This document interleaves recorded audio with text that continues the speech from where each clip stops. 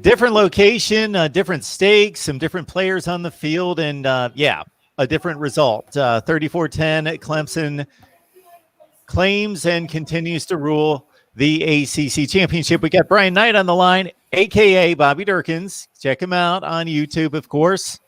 Brian, how you doing tonight? Mark, I'm doing great. Thanks for having me on your show. The last time I came on here after a Notre Dame Clemson matchup, I had to have a side of crow, a little bit of pie, and I had to swallow it. But what a great game tonight for us. I believe that we were going to win this game. I did a prediction on my channel, Bobby Durkins, shameless plug. And I said I felt like that we would match what Vegas expected, and it was a 10 to 11 point win, give or take a few points. I did not see this tonight, and I receive, even though I'm a huge Clemson fan, I grew up right outside of Clemson, I receive a lot of ridicule from Clemson community because I'm more of a realist. Every now and again, I get out on the wayward path and, say something stupid and, think we're going to do a little better than what we do. But most of the time, I'm a realist, and I really, truly felt that Notre Dame was going to come. Even with all the players back that we have now, I felt like they were going to give us more. And so there's a part of me that was like, man, how did I miss it? There's a part of me that's really, the major part of me, that's very, very happy to see our team show up in a very, very big moment like this, come out, play our best ball, and it was just another ACC championship. We're leading into the college football playoff. We're basically in. We know that, so I'm very, very happy, and I think the most of Clemson family is happy with me. For obvious reasons, this was supposed to be the closest ACC championship game we've seen in a number of years. I sent out a tweet a few minutes ago that lined up all the Clemson wins going back to, 2015 now. So it's 6 consecutive wins in the ACC championship game, and it looked pretty much in line with the rest of them. So Notre Dame didn't put up the challenge that I expected. I was right there in the ballpark with you. I thought it would be a good game. Maybe not down to the wire, but good game, still competitive in the fourth quarter. Clemson wins by 7 to 10 points. They've got control of the game, but Notre Dame could make a play or two and get right back in it. That type of game. 34-10 doesn't do this effort justice. When you say 31-3 just into the third quarter and knowing what Clemson's capable of doing, I don't know what the score could have been if they really would have wanted to lay it on. Of course, the fan inside of me is loving every second of it. The football realist in me, it's kind of schizophrenic, as I like to put it. You and I have talked about this before. I've talked about this on other channels.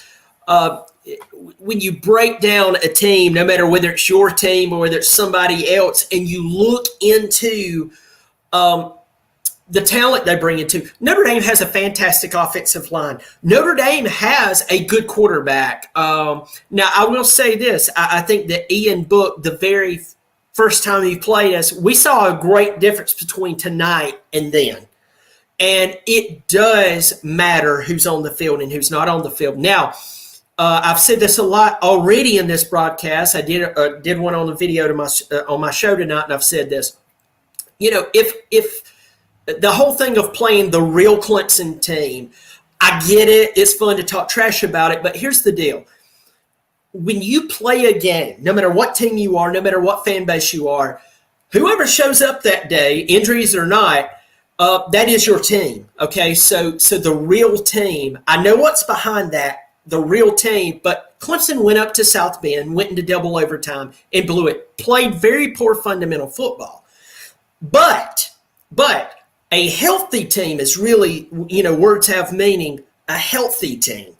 A healthy Clemson team played a Notre Dame team with they've had some players out here and there, and we see the difference. So congratulations Notre Dame on their season. They've had a great season. They're not a bad football team, but I think that everybody in the back of their mind, especially someone who is a true Clemson fan like myself, who knows the X's and O's of the team, we knew that a 10-point win was very possible, but even I'm shocked at the output of tonight. I try not to go too crazy on the result of one game or the performance in one game. I give more weight, obviously, that the higher the stakes, the more weight I give to the performance given. And this, of course, meant a whole lot, especially to Clemson, but to both teams to win a championship and for Notre Dame to guarantee a playoff spot, for Clemson to guarantee a playoff spot, and then we wouldn't know what would happen in a loss. We're going to find out with Notre Dame. They're probably going to make the playoff, although based on the beatdown that they received, it's going to be much more in question than many of us thought it was going to be. So I've been trying to add all this up because when Clemson went to Notre Dame, okay, number one, that game's on the road. It's not a neutral site. Number two, 3 key defensive starters, including your leader on defense, gone. Number 3, best quarterback in college football, not playing.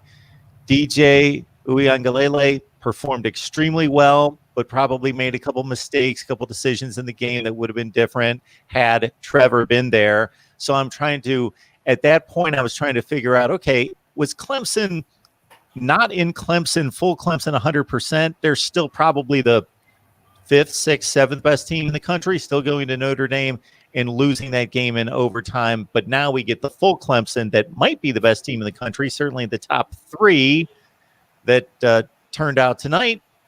And this is the result we get when Clemson's at full steam. What's up, Mark? Got Nathan Urbach on the line as well to represent the Notre Dame side. We appreciate Nathan for not running and hiding like a lot of people do in these situations. Good to see you, Nathan. It's good to see you guys too. Nathan, how's it going, man? Hey, you know what? First of all, I'm used to it, so I can't really say that it's something I haven't felt before. So in that regard, at least I can kind of go from past experiences. But other than that, I mean, obviously, you know, that first quarter, I thought Notre Dame was going to hang in there. Their offense was moving the football. You know, obviously missing the field goal and then, you know, not being able to put the ball in the end zone the other 2 possessions and coming up with nothing on 2 of them, you know, really hurt. And, you know, obviously Clemson ended up, you know, completely dominating essentially the game for the rest of the game. And, you know, you can't, I always tell, you know, I kind of mentioned this on Twitter throughout as well. You can't chase a team like Clemson. And once they went up, you know, 14-3, you know, even, 17-3. And then obviously they score right at the end of the half with the ETN run. I mean, that pretty much ended the game right there. You know, I was hoping that Notre Dame was going to be able to come out in the second half and kind of continue what they did in the first quarter and maybe punch it in the end zone a few times, just to kind of make it look respectable and bolster their chance at the playoff. But they weren't really able to do that. So now I really don't know what's going to happen tomorrow, to be completely honest. Hey, Brian, to Nathan's point, I was thinking the same thing at the end of the first quarter, because for me, when I see one team look better in a quarter, let's say the first quarter of a game, I'm not going to say Notre Dame dominated the first quarter, but I'm going to say they outplayed Clemson in the first quarter, but it was only 3-0. They blew scoring chances, blew a field goal, hit the long one, missed the short one. That I always try to process, okay, is this basically telling me that team's better and they'll eventually get it going and cash in on the opportunities and we're going to see it play out that way, or they just blew their opportunity? And that's kind of the feeling I had at the end of the first quarter. I thought, Notre Dame should have a 10-0 lead right now and make this a game, because I see Clemson just getting into the game now. Well, I mean, let's talk about a game earlier today, which I know is very close to your heart. So you should be very, very happy. Ohio State and Northwestern. Let's talk about a team who got Ohio State, though they're missing players, got into the red zone. I mean, with all due respect, and I love talking trash just as much as the next guy, but just breaking down football. I always, even when I've coached Little League football, I've always told my guys, I've told my sons, if you ask them, you know, what is Brian or Dad's philosophy on football, is that if you're playing a really good team, if you're trading field goals or getting off the field and you're not scoring touchdowns, the better team is going to win the football game. And we saw that with Ohio State. Northwestern played their brains out. Their problem was they don't have an offense that could adequately score. Defensively, they're brilliant. That was one of the most brilliant performances I've watched in any game, in any conference this entire year. The problem is Northwestern's offense is anemic. They tried. We translate into this game. I think that Clemson looked at this game and they had a moment, and it was even very concerning for me. I don't care whether it's Clemson, it's Ohio State, Notre Dame, fill in the blank. There comes a time when you're going to score touchdowns or you're not, and the majority of the time, and I don't have the statistics in front of me, anytime you allow a team who has scoring abilities to hang around, they win the game. And so, I mean, I'm not trying to offer an olive branch across. It's just pure football. Notre Dame, I mean, I've told this before. Me and Pigskin Pete on our chat, we've done a couple of shows together. I've talked about this. I love Clemson. I grew up right outside of Clemson. My second team that I actually like to watch play, and I've pulled for them, is Notre Dame. So I actually know Notre Dame very well. I could tell you players that was playing in the 90s. So I have a lot of respect for Notre Dame. But when I saw them start to stall and when I saw them not capitalize, and the number one thing, I called my dad, and I'm talking, I don't know how y'all are, but when I'm watching a game, I'm calling people I know who loves football, and we're talking and stuff and everything. But there was a play that was very key to me. It was early in the game. Book snaps the ball, he comes back, and from his left side, we released Darion Kendrick, who was a cornerback, comes in. He already had pressure on him. But Kendrick, if anybody who's a big Clemson fan or even knows a little bit about Clemson, they know that Kendrick played quarterback in high school at a top 25 high school in the country. He played wide receiver for us in his first season. Now he's moved to cornerback. This guy can do it all. And I went, Book's not getting away from him. He's not, and he sacked him. It reminded me of the Clemson-Alabama game where we beat them so bad in California when we released Mullen on Tua Tagovailoa and nailed him. And I called my dad and I said, I think Venables took what happened in the very first game very personal. And we saw the result for the rest of the night. But you can't trade touchdowns and field goals and missed opportunities no matter who you are. 100%. Now we've got a situation where what in the world is the committee going to do? Because when you start to weigh these resumes, they are tough to separate. Talking Notre Dame, Texas A&M, obviously. And then also I got to think, even though this shouldn't be part of the conversation, the playoff is a TV show. And do they want to match up Clemson and Notre Dame again? Or do they want to match up Texas A&M and Alabama again? Because that could be another disaster. Yeah, I mean, I guess there's a couple arguments to be made there. I mean, one argument, for Texas A&M side is they haven't had their opportunity to play Alabama again, while Clemson and Notre Dame have had their rematch. But then the other argument is that Notre Dame and Clemson have played twice and they both have beaten each other once. So then, maybe you give them the opportunity to play again, albeit, the second time around when Clemson was at their healthiest, essentially. It didn't look like Notre Dame belonged on the same field for the majority of the game. So, I think that there's a couple arguments there. If it was a close game, I think you'd almost have to put both of them in and probably even play them put them at 2 and 3 and have them battle it out, because I think in that sense, one of those teams deserves to be in the championship game, and that would guarantee it. Now I'm not only am I wondering if Notre Dame's going to end up getting in or not, I think you almost have to put them fourth, unless you punish Ohio State for playing, 6 or 7 games or whatever it ended up being. Yeah, no, I mean, at this point, I would say Notre Dame's probably going to be fourth or out.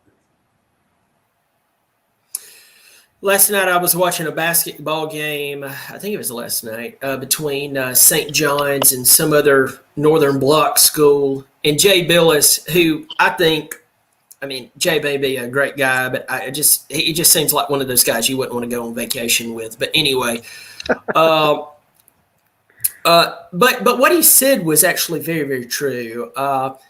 The guy who was actually announcing the game, and of course Jay's the color commentator. He asked him. He said, "Have you paid attention to the college football playoff? And what's your thoughts on it?" And they were talking about, of course, the Notre Dame Clemson game. He was talking about Ohio State, blah blah blah blah. And Jay, what he said, though condescending, was true. He said, "I think they need to rename the college football playoff to the college football invitational." Thank you. Because I say on here every night. but although you're way nicer than Jay Bill anyway, I guess what my problem is with this entire deal is, first of all, let's expand this to 8. I've been advocating for 8 ever since the beginning. Okay. I don't want 12. There's no sense for 12. There's no sense for 16. There's no sense for 6. Let's go for 8. It gives you power 5.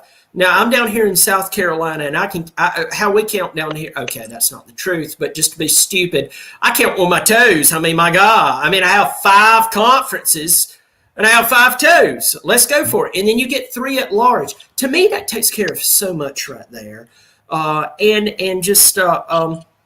Let's expand it to 8, and let's call it a day, because really what we're doing is we're looking at Bama, Clemson, and then there's the Ohio State argument. If I'm an Ohio State fan, I'm going, hey, our conference screwed us over. Let's have a little grace here. If I'm A&M, I'm saying, hey, that was only like the second or third week that we played at Alabama. Yes, they did embarrass us in front of God and everybody, but that's been a long time ago. If I'm Notre Dame, I'm saying, hey, I know we lost just last night, but to me, let's go to 8 teams. We're not at 8 teams. That's not the question. I feel like tomorrow is a mess. I think it's the greatest mess that I've seen in college football playoff. I think that we'll encounter, because there was a part of me that kind of hoped that Notre Dame would play close with us. Of course, I wanted us to win, but I want it to be like a 7 or 4 point game, somewhere in there, because Notre Dame would be automatically in. Now you're looking at an A&M team who got blown out by 4 touchdowns weeks ago. But I would tell you this. I watched them play against a very anemic Tennessee team. They didn't look good, y'all. I mean, so I would love to play A&M right now. I would love to play them. Even though we're tired and we just finished the game with Notre Dame, we could play them right now and beat them. And that's what I'm concerned about. I mean, thank God that Oklahoma had 2 losses early on, but I mean, who knows if the committee will be sipping on some juice and decide to throw them in there? I mean, who knows? Yeah, because you get the number 4 team beat the number 14 team. Was it impressive? Not overly, but you can slice it a bunch of different ways. Then you got number 5, who had the worst win of the weekend, and it wasn't overly impressive, and it was against a Tennessee team that hasn't won since forever. And then you got number 10 back there that looked really good for a half to 3 quarters and led Iowa State back in the game, and it was down to the wire. But that was the number 6 team, which I certainly had questioned going into all this, the number 6 team in the country. Yeah, I don't think Iowa State had any business being at number 6. I mean, I'm not the one that usually likes to go year by year, or use like different years as kind of a resume. I think every team's different. But Notre Dame and Iowa State played less than a year ago, and Iowa State had a lot of guys coming back, didn't have a lot of, new impactful guys, and they didn't, and that looked a lot like the Clemson-Notre Dame game today. In terms of just belonging on the same field. And like I said, I'll probably get some crap for that because, it was a separate season. But at the same time, I mean, I think it does warrant a little bit of mention in that sense. I think the gap between Notre Dame and Iowa State's pretty large. And the gap between Notre Dame and Clemson and Alabama is probably pretty large. So that right there says something in its own. And the whole issue we have this season that we haven't had to deal with in the past is at least we had some connectivity between the conferences. We could say, okay, well, the Big Ten, Ohio State played them outside the conference, and Michigan played them, and Penn State played them. You could kind of build a narrative of, okay, the Big Ten was like 10-7 against the other four conferences, and these were the good wins, and these were the bad losses, and the SEC did this. And you could kind of build. It was a fairly weak narrative because there's not enough non-conference games played among these five conferences plus Notre Dame. But, and if anything, Notre Dame was the easiest team to evaluate because they played all the conferences, a selection of teams from all the conferences. And you would say at the end of the year, okay, they played 10 Power Fives, 2 Group of Fives, but the 10 Power Fives are these teams, and we got a pretty good gauge on Notre Dame, and they went 10-2, and they don't belong in the playoff, but they're pretty much this good, where the other teams all play in silos. But we at least had those big non-conference games to go to measure the conference depth, the conference elite, and then make some evaluation that meant something. But we don't have that this year. And we talk about the Big 12. The only thing that they've got outside of the conference is all negative. Iowa State lost to Louisiana by 17 points at home. Kansas State, who beat Oklahoma, lost to a Sun Belt team as well, Arkansas State. And Texas Tech struggled with a team on a 2-point conversion called Houston Baptist. I don't know where they came from other than Houston. I guess they play in some intramural church league down there or something. That's about all we've got to go on. Yeah, in between their dissertation of the divinity of Christ, they decided to come out and play football. Throw it around with, Texas Tech a little bit. It's funny. I tell you, man, first of all, kudos to Nathan for wearing the black hat. I'm wearing a black hat, or at least in the light black hat. We both got it backwards. Mark, you need to get with the program, buddy, and you need to put on a backwards black hat. If he puts on a backwards black hat, I'm going to be very happy. He pulls one out of his pocket right now. That'd be awesome. He does. Well, he's Mark Rogers, the voice of college football. He can do whatever he wants to. It's the only headgear I've got available. I'd have to go like full bore, hardcore. Is that Ole Miss?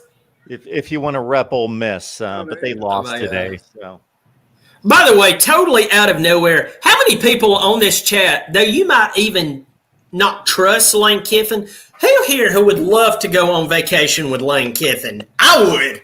I think it'd be a ton of fun. I'd join you on that.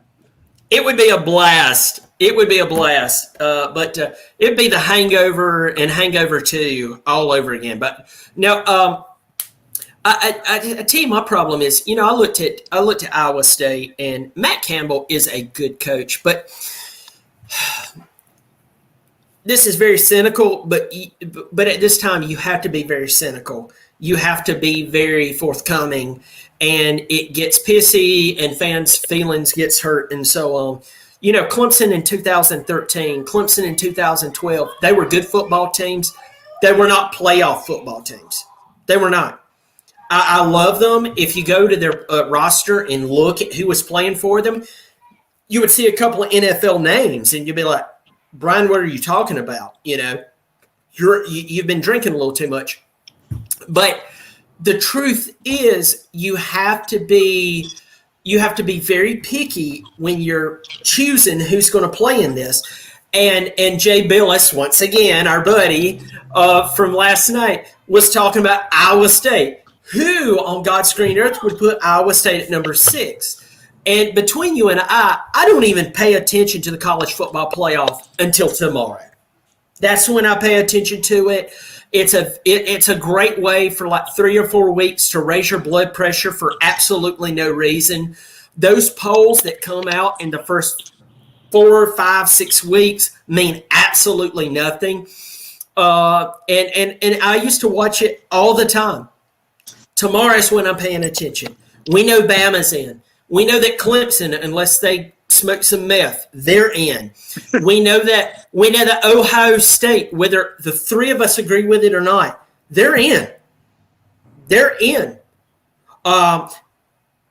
Who's in it for? Who is in it for it? That's the question.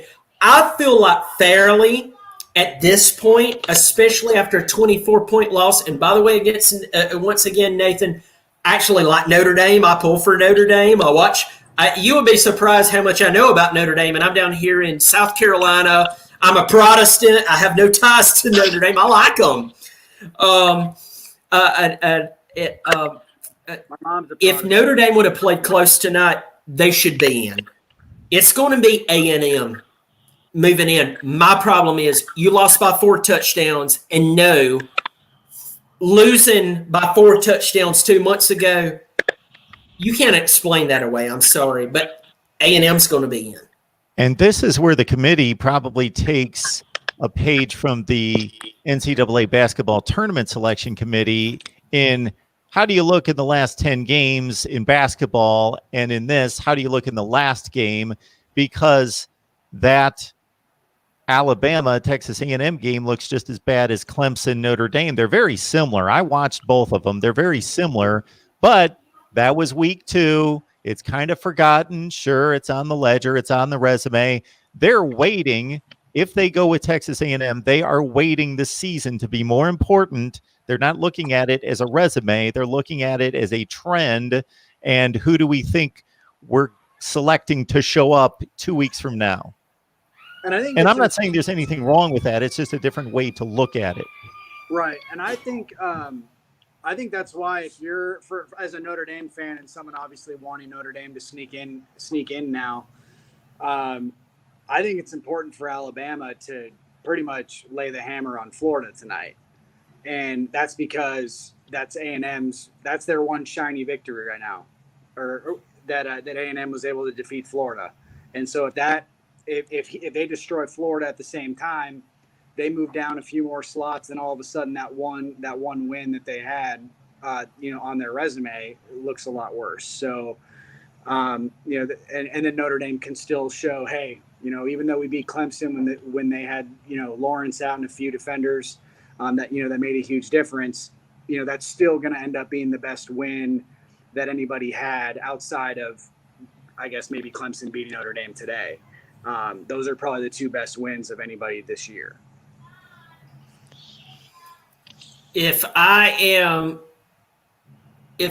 am Florida and I really wanted to really confuse everything tonight, I win the ball game. Of course, they want to win the ball game. I mean, that's a duh statement, as I like to say.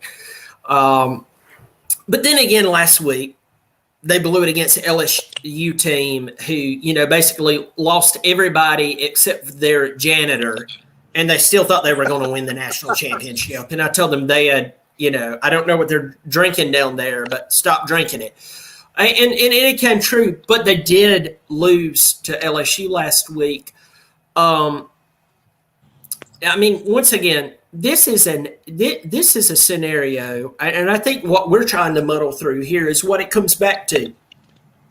We went for many, many years, and me and Mark probably around the same age. I'm 38. I remember when there was no BCS, and then we got the BCS, and it calculated who was the points total, and whoever was 1 and 2, and that's who's going to play. And then we were like, well, that doesn't always work out, right? So let's go to 4 teams. But you have to remember, up until that point, anybody who's watching this who's probably, 25 or younger, there was you're sitting there scratching your head going, that's dumb.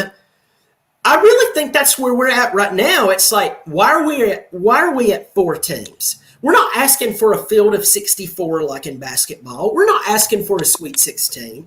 We're asking for a logical 8-team playoff, no more, no less. You get your Power 5. You get three teams who has went out and did what they did. We believe in them.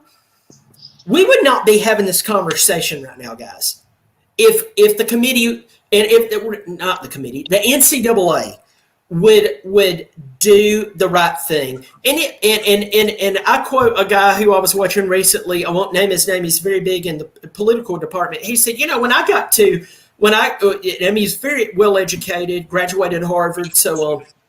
He said, I used to think that when you got into these epicenters of life, that you would meet really brilliant people. And he said, when I got there, I realized it was a bunch of stupid people with degrees. And that's what we're dealing with right here, guys. We have Dr. So-and-so fighting with Dr. So-and-so about whether we should expand the field to 8. And you and I know the right decision to make here. You expand it to 8. We don't have this conversation tonight. It's quite obvious who should be playing. And yes, contention may be at 7 and 8. But overall, we got the competitive teams in, and we don't have to do this blind dance, as I like to call it, to where like you turn the lights off and you go, who am I dancing with? It doesn't make sense. This is not logical, because in a field of 8, Notre Dame does make it in. In a field of 8, Ohio State, even though the game thing, how many of they've played, they're in. So I mean, I really think what we're trying to do is sort out a stupid situation in a very ridiculous ridiculous playoff scenario, when all we have to do is do the right thing, and overall it will pan out. One of the things, and I completely agree, I've always been kind of an advocate for eight teams as well. And the biggest thing I think it eliminates is, every year the SEC or the Big Ten, or obviously the ACC this year with Notre Dame and Clemson being involved, and maybe you can throw in, outside of Miami getting hammered last week against North Carolina, they would have maybe had an argument.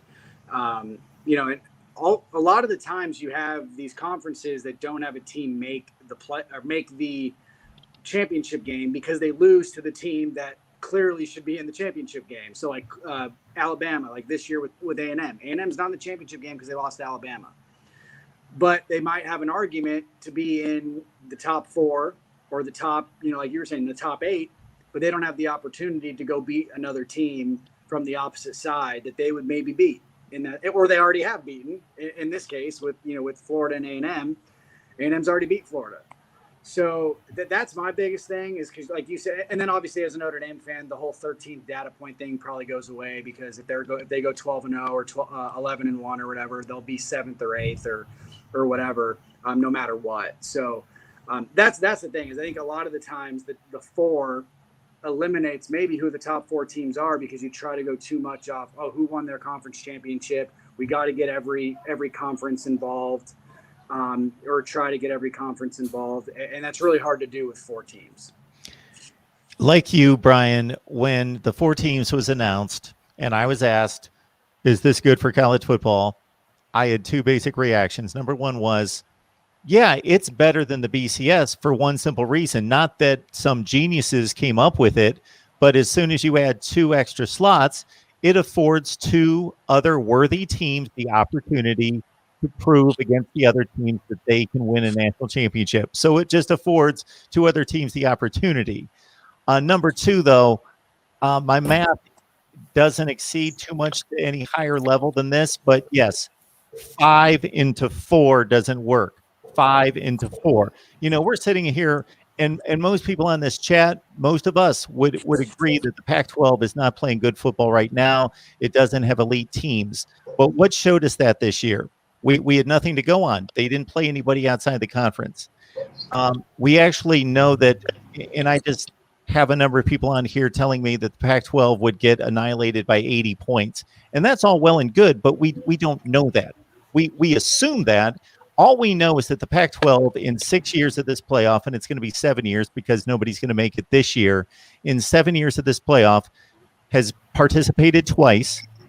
And the most recent time, they had a Washington team that played the consensus number 1 team, and it was a 17-7 game in the 4th quarter against Alabama. It was not an annihilation. It wasn't an extremely close game, but it was not an embarrassment. And that Washington team was actually the second best team in the Pac-12, because they lost to USC by 2 scores that went to the Rose Bowl. So the Pac-12 didn't even send their best team, and they were representative in a reasonable way against Alabama. The other Pac-12 team that made it in the first year of the playoff actually made the championship game and won a playoff game against the ACC champ. So has the Pac-12 been that embarrassing in its opportunities? I don't think so. I think it's half of the. Sorry, I was going to say the top half of the Pac-12, at least on a yearly basis, I think is pretty good. Where they struggle, I think, is kind of like how the ACC struggles, where you get down to like the bottom half and they really don't belong in any conversation. I would actually argue the opposite, Nathan. I would say that the Pac-12, since Oregon's heyday under Chip Kelly and USC's heyday under Pete Carroll, hasn't had the elite program, but they've got a lot of really good 8-4, 7-5 teams that you would rank 20th and 30th in the country, and they're really deep. And of course, they've got their bad teams, just like every conference has the bad teams, of course, because somebody's got to lose games. So I remind people of this too. Somebody's got to lose the games too. Right.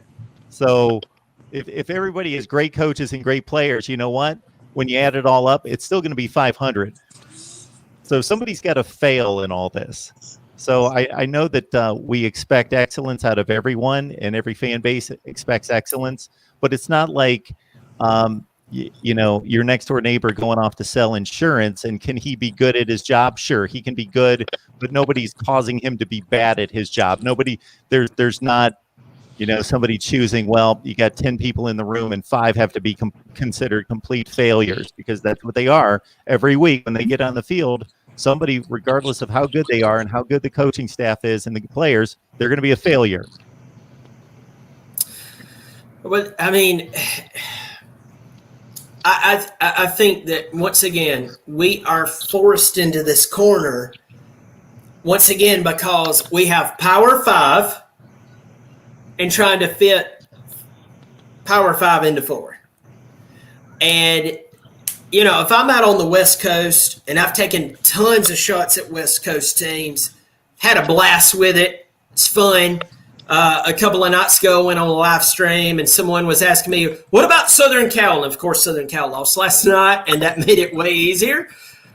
And I was like, for the love of God, stop bringing up Southern Cal. I mean, I know that they're a shell of history. That means that, in my definition, a shell of history is they wear the same jersey, they play in the same stadium, they have the same fight song, they have the same look, they recruit even some really good players. But at the end of the day, they're not the 2004, 2005 Southern Cal Trojans. They're not.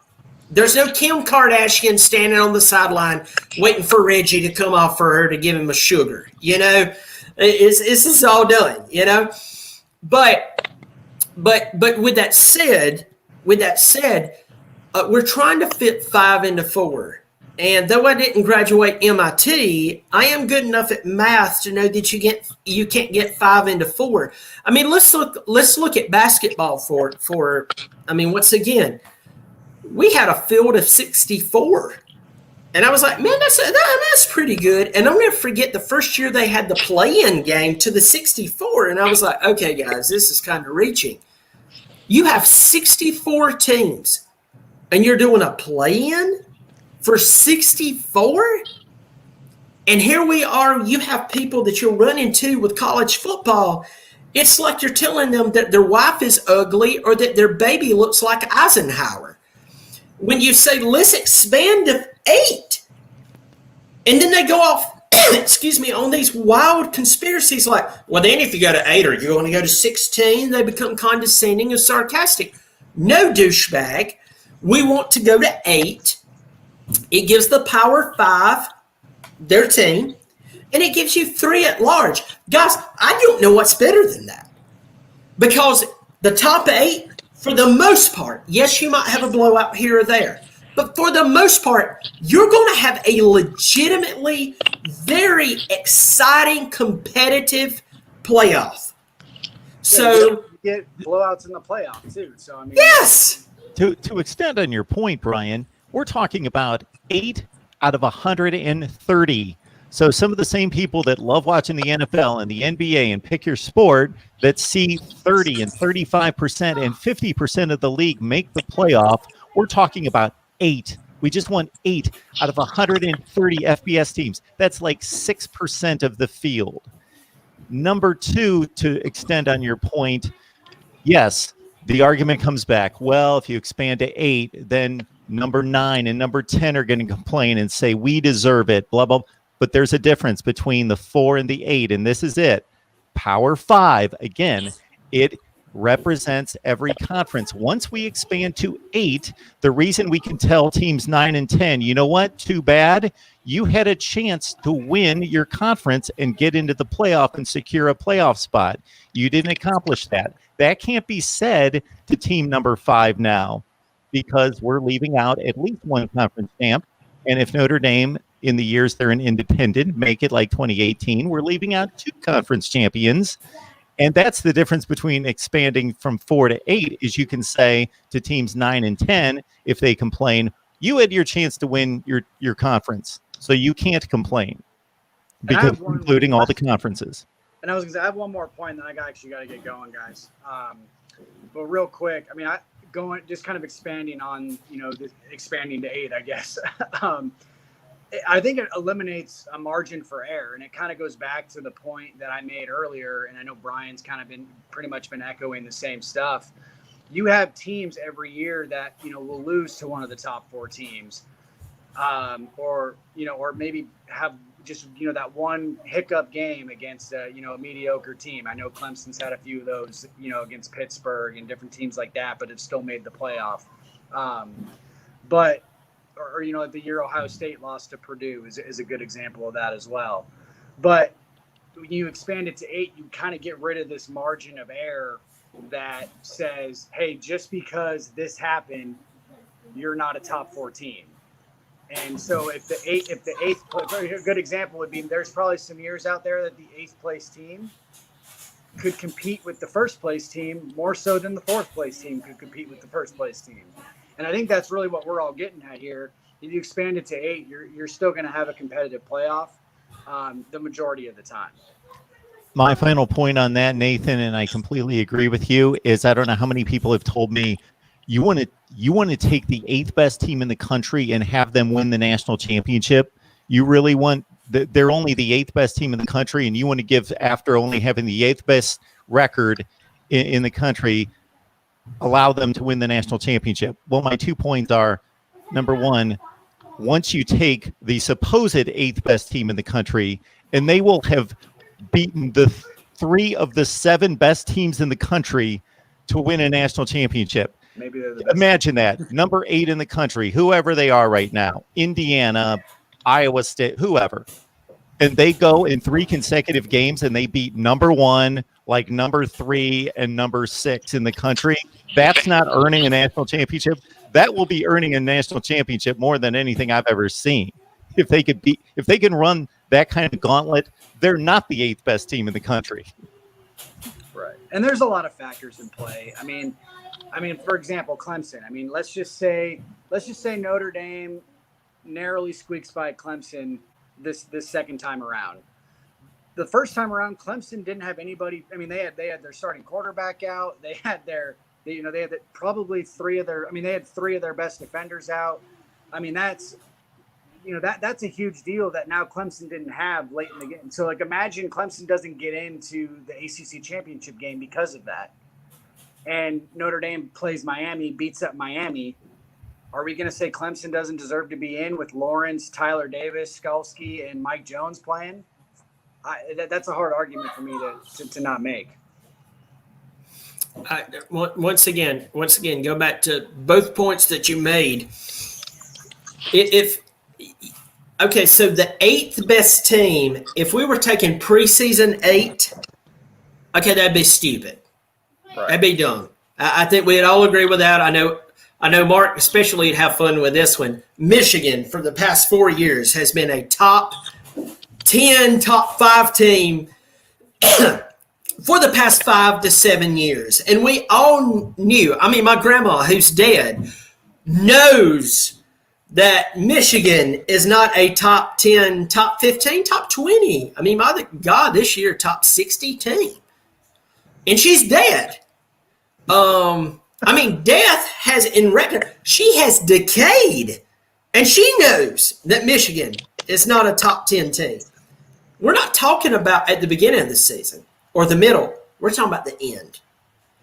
And There has been years that Clemson, 2003, I believe this with all of my heart, one of the best teams that's ever played in Clemson football until the late Swinney era was the 2003 Clemson football team, who got their brains beat in by a few different teams.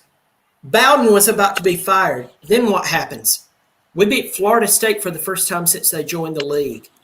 We beat South Carolina, which that's always fun to say, by like 6 touchdowns. We go in and play number 6 Tennessee in the Peach Bowl, and we beat the crap out of them. We're not talking about at a beginning of the season or mid-season ranking. We're talking about after the dust settles. 8 teams. I think that people forget that. Now my final point. One more for me, and then I'm out just like Nathan. I ask people this all the time. I love this question because you should be able to know when you start a season, what do I need to do to make the playoff? If you're in the NFL, the NBA, whatever, again, you know what you need. You know what the objective is. You know what you need to accomplish to make the playoff. In college football, we don't. So I ask people this all the time. Tell me one thing that a team can do to guarantee that they will make the playoff. And their response is typically they may stumble around with a few different responses, but they finally come to, we'll go undefeated. And I'll say, nope, that does not guarantee it. What if every Power 5 conference champion goes undefeated? One is going to get left out. So they did everything they possibly could do. They can't do anything more, and they're going to be. There is nothing you can do to guarantee that you will make the playoff. There's something wrong with the system that cannot guarantee a playoff spot. Certainly fair. Yeah, I mean, because I mean, once again, 8 teams. Cincinnati will probably win tonight. We know that. Now, if Cincinnati gets into the playoffs, I know that there's people probably chirping already. Cincinnati will get their unmentionables knocked off. You know what? Let Cincinnati be the ones who decides that afterwards. Because Ohio State, and if not the very first playoff, including myself, was saying they shouldn't be there. They won the national championship. So my point there is, stop trying to be a fortune teller and figure out who's going to win the game. We have to expand the field to 8, no less, no more, and call it a day. But you're right, Mark. Going undefeated used to be the formula to winning and getting in the playoff. It's no longer that place. For the people that say, let the committee do it, they select the 4 best teams, because they used to go to their different pillars of, well, conference championships mean more than anything else. Data points, avoiding a bad loss. They went to, now they just kind of rely on, we just pick the 4 best teams. My comment to that is, if you are that qualified to select the 4 best teams, then you are probably qualified to select the best teams. The best team should be seeded first, correct? Well, the committee has only done that one time out of 6 years. Have they seeded the number 1 team, and that team then won the national championship? They've only accomplished that 1 out of 6 years. So if they don't know the best team, then how do we rely on them to know the 4 best teams? Right. And I'll be a complete jerk here, just because it is what it is. I have family in building. They're contractors. They're brilliant people. I have family in. I have one of my family members. He's a president of a company who actually helps build defense systems for the United States government. I have family members who are in the ministry. They're in all different sects of life. And the reason I bring this up is that when we compile this committee, this playoff committee, you see senators on this thing, and you're like, okay, all right. So what do you know about college football? Well, I know that I love what it stands for. Wrong answer.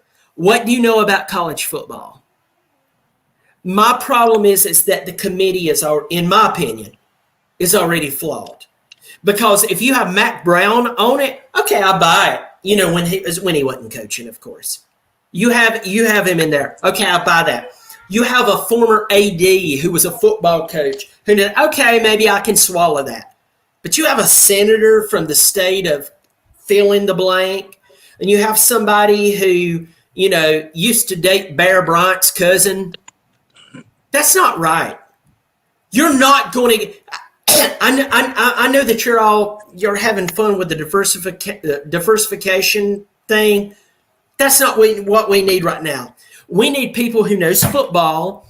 We need people who understand the X's and O's of football.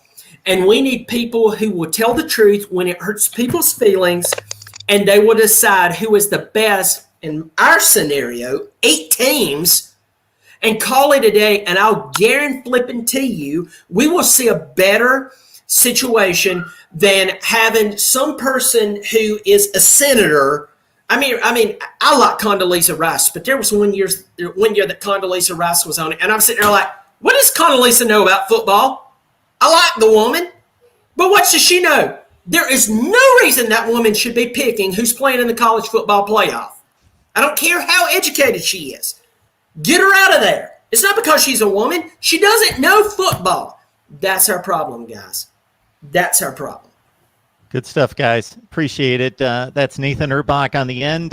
Join him on Twitter, Nathan Urbach. And also, of course, Brian Knight, a.k.a. Bobby Durkins, right here on YouTube. Yes. He will switch roles on us at any time at the drop of a hat. All right, guys. Appreciate the conversation. Thanks so much for making it work. Thanks, Mark. Good to see you, Nathan. Good to see you, Mark. Take care, guys.